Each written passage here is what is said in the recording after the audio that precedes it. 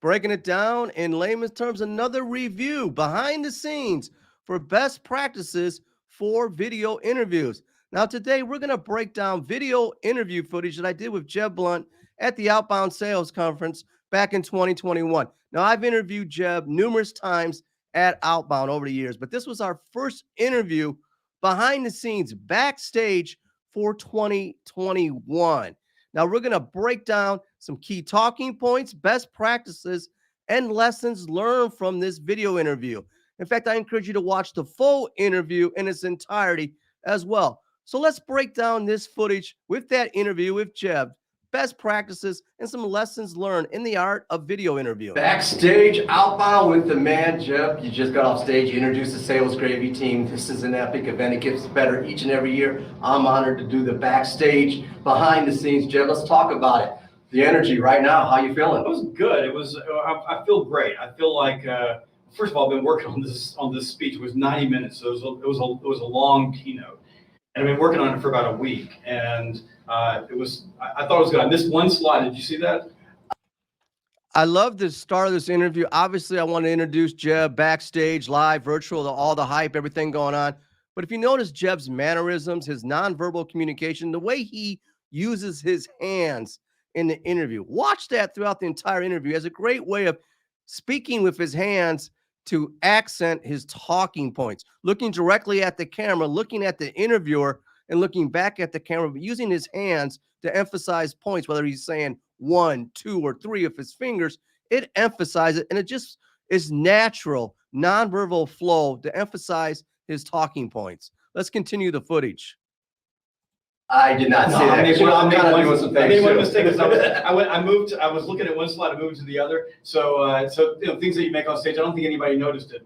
And that's one of the things about being on stage is you realize after a while as a speaker that you're going to make mistakes and do things, and nobody ever remembers those things. What people typically remember are the stories. They remember the emotion, and so I felt great about the speech itself. I great about the emotion. People were in, like nobody was walking out of the room, which is always a good sign. When they start walking out of the room, you know you got a problem. Well, and that's being in the element, doing presentations. Now we're back, post-pandemic. You're out there live. You're doing things. You've been doing that for a little while now.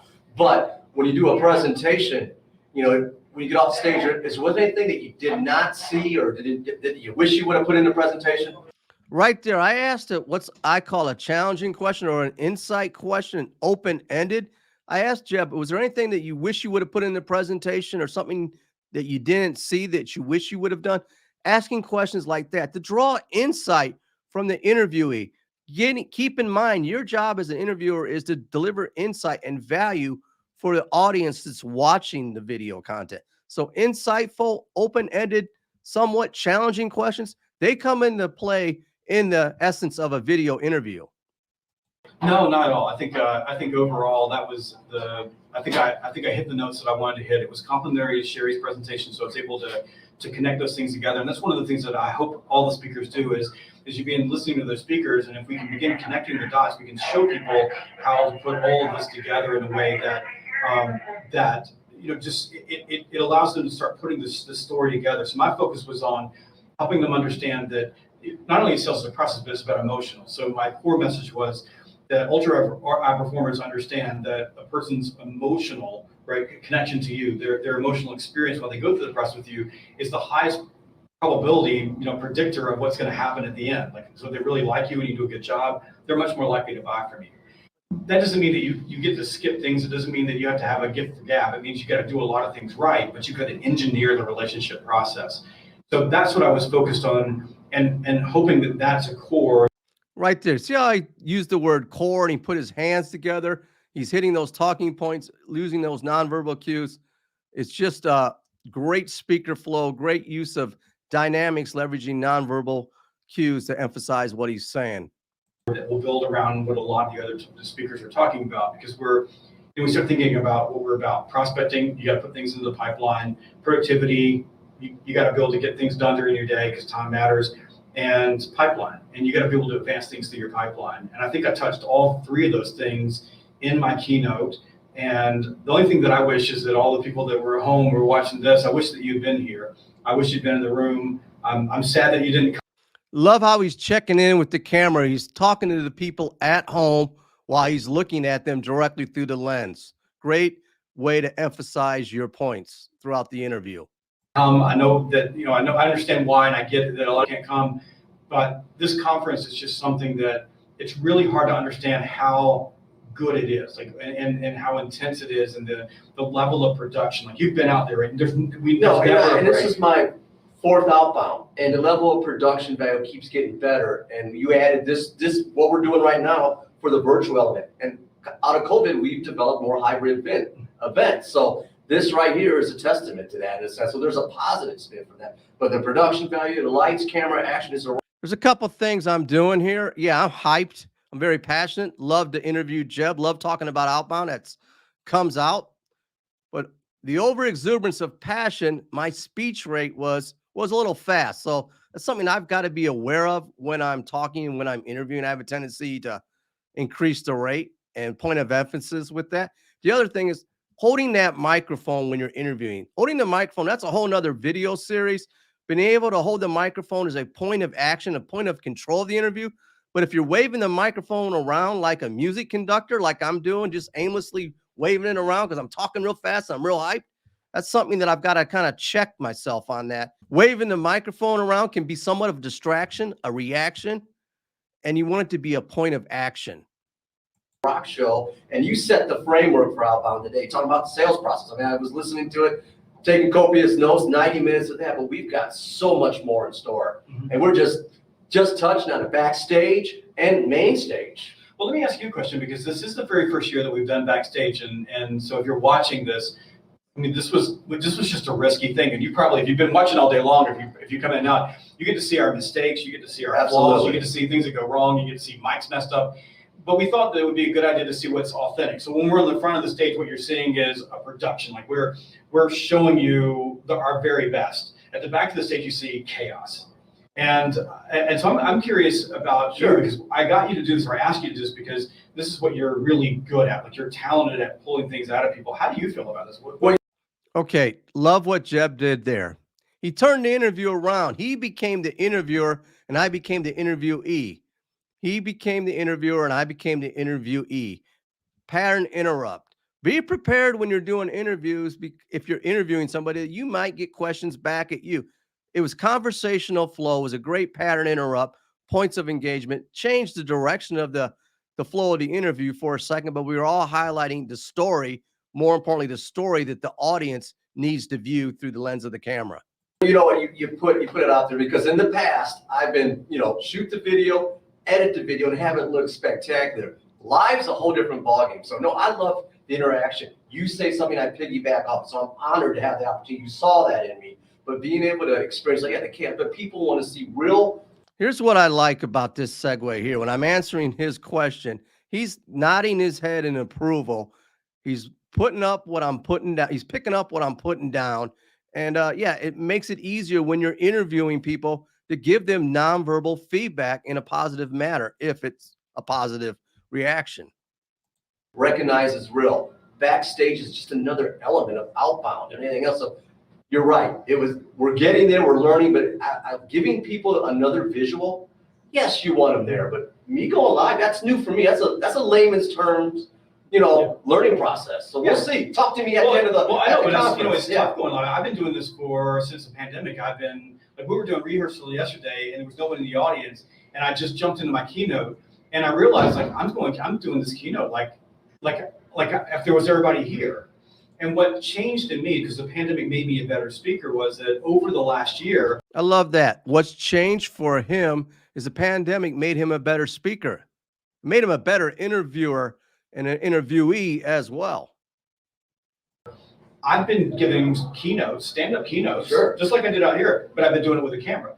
And I've learned to treat a camera, I'm talking to a camera, like it's a human being. Just like, so get a little closer to me, to the camera, and frame it right now. Yeah, so suddenly I didn't need an audience anymore, because I was just able to treat the cameras that are looking at me like the audience. So I think that makes us better in terms of our ability to connect, but we've also learned that authenticity matters a lot. So in the future, this is going to be like a reality TV show. Our goal next year is that we have. Right there, you can tell where he's going with this. He's leading into next year's event. Bear in mind, this was the first backstage interview of the conference. He's already talking about next year's event. So he's got an agenda, a call to action moving forward, and he's strong with those call to actions. He's succinct with his points, and he's engaging the story of the interview. One app that connects everything. So you could be in the audience watching me on the front, and then like, with your eye on the backstage.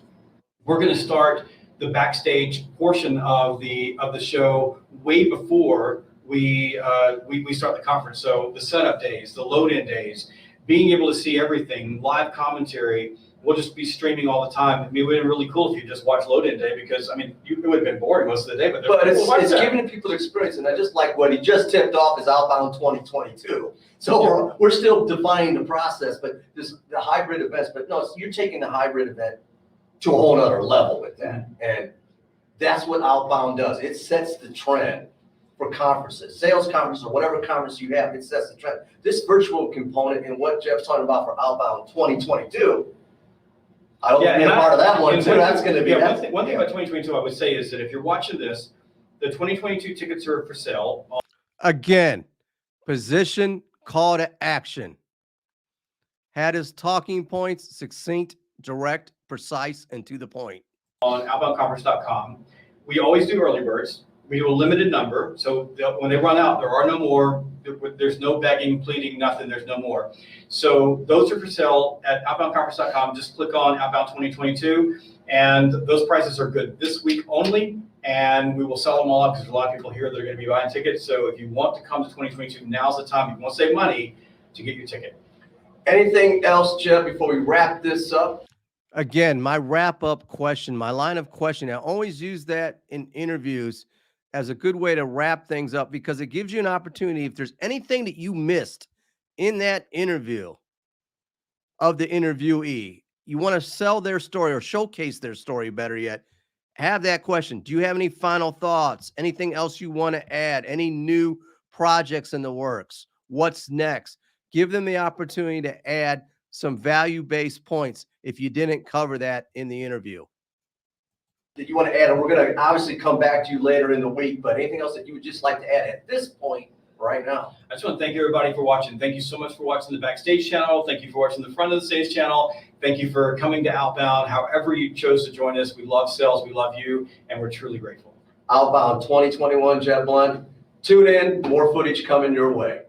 Enjoyed doing that interview with Jeb. So let's break down some of the key talking points, lessons learned, and best practices from that interview quickly. Recap.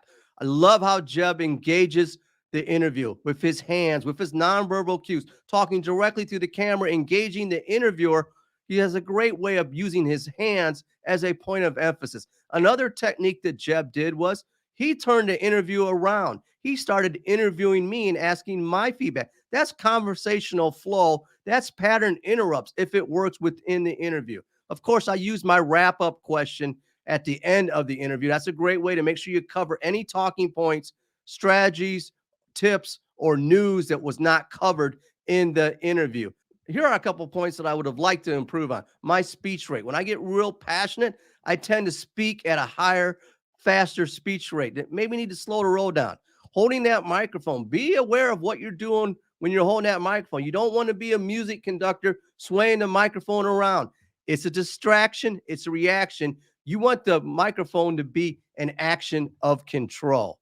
I'm Doug, breaking it down in layman's terms, another video breakdown for best practices for video interviews, lessons learned, improving business communication.